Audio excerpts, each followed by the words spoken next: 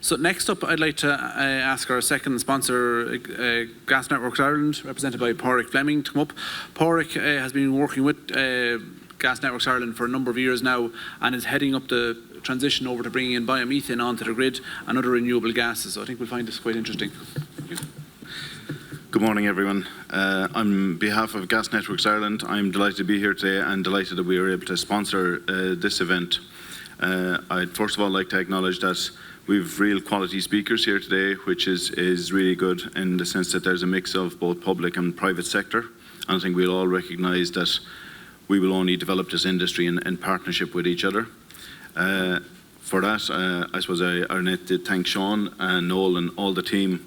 While people like myself swan in here in the morning having a cup of tea, there's a lot of effort goes into organising a day. So as sponsor, I'd like to thank the team and the Irish Bioenergy Association for pulling us all here together. I think it's fair to say that about I'll be talking later on this morning myself about Gas Network Ireland and our specific plans in relation to decarbonising our networks. But before that, maybe I'd like to discuss a broader issue. And I think even this morning, this has probably been my most optimistic conference so far, because I think the first person I met was from the insurance industry. So I think if they're in the room, something must be happening here. And it's okay, I have checked, I still have my wallet. Rather than addressing the details of what Gas Networks Ireland are talking about, as I say, I'll discuss that later. I think there's one specific issue here. You know, to borrow a phrase from Al Gore, an inconvenient truth. We all recognise that we are moving a little bit too slow, and I think for most of us here, it's a very passionate group, because I know many of you around the room in terms of trying to get this industry moving. And I think it's about a month ago, at an event like this, I had the opportunity listening to a speaker, and they mentioned climate deniers. And I have to say I was surprised that they even brought that into the conversation, because I haven't spoken to a climate denier in at least a decade. And I think the last climate denier I was speaking to was probably wearing a MAGA hat, so make of that what you will. So I think the conversation in Ireland has moved on quite a bit, which is welcome. And it's not about, you know, the targets. We accept the targets are there, but the real focus now is on how we get there. Ireland, from an international perspective, is seen as being leading, and I think the Minister who was here this morning has been similar in that over the last decade or two, in terms of bringing forward the agenda on climate change itself, and that will inevitably help this industry get moving. We all probably occasionally express frustrations as people who are passionate about the industry, and that's natural as well.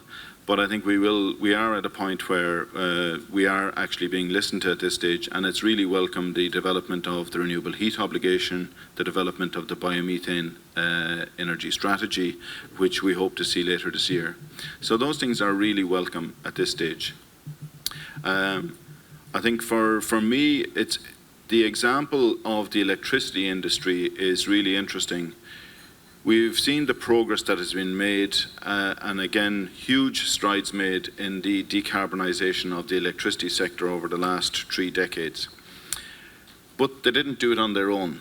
They did have a lot of support. You know, if you look at the electricity sector, going right back to the 90s, we have AER contracts. More recently, we've had RES contracts for onshore wind, offshore wind, solar farms. We have grants for solar panels on your roof. We have schemes for electric vehicles, for electric charging points. So there's been a whole plethora of supports in the electricity sector. And all of those are welcome, they're needed, they're, I would say, not just needed, they're essential in driving the electricity sector forward. And I think this is a fantastic example, but it's also an example to us in the bioenergy sector. Now again, I'll admit that my own interests are a little bit more narrow in the biomethane area, and the reason for that is obvious. As Gas Networks Ireland, we're conscious that we are transporting a fossil fuel, and we need to get out of fossil fuel. We need to be transporting renewable gases in that network. I'd also point out that while there's a lot of interest in hydrogen in the future, before that, we do need biomethane. A kind of rather sad example for Ireland is We were one of the leading countries in the world, or particularly in this city of Dublin, in the tram industry 100 years ago. And 50 or 60 years ago, we tore up the trams in Dublin, only to put them back in again 40 years later at huge cost. You know, this is something that we do not want to do with the gas networks, where we actually let them rust because we don't develop the industry fast enough in biomethane and then have it ready for transitioning to hydrogen use in the future. So there's a really important message, I think, for me, is that we need to engage, have good open discussions in terms of development of policy, that we can accelerate this industry and move it forward. And I hope that today will contribute to that. I wish you all a pleasant day. I won't keep you any longer, and we'll get on with the events and the discussions themselves. So I hope you have good and solid engagement with each other during the break, but also learn something from all the speakers here today. So thanks very much. Now, thanks very much, Padraig. Now, if I can we have a panel discussion up now. If we can get our panelists up to the stage, and Sean will introduce